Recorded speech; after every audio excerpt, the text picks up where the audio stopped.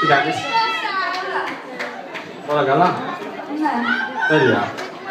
Εσένα το αγαπημένο σου φαγητό ποιο είναι? Το αγαπημένο σου φαγητό ποιο είναι?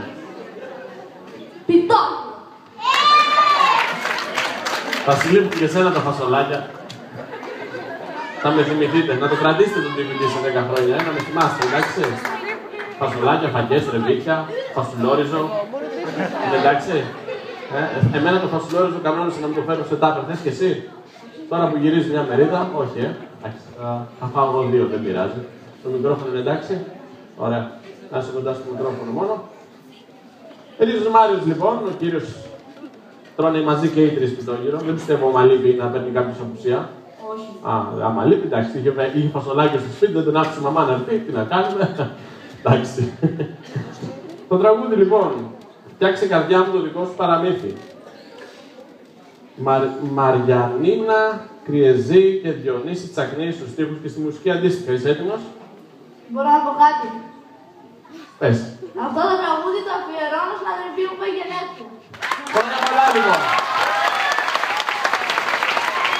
Είναι ωραίο. Να είσαι πελαθέντρη. Θες να κάνεις και εγώ εδώ ή θα το πεις μόνος? Προτιμάς μόνος, εντάξει.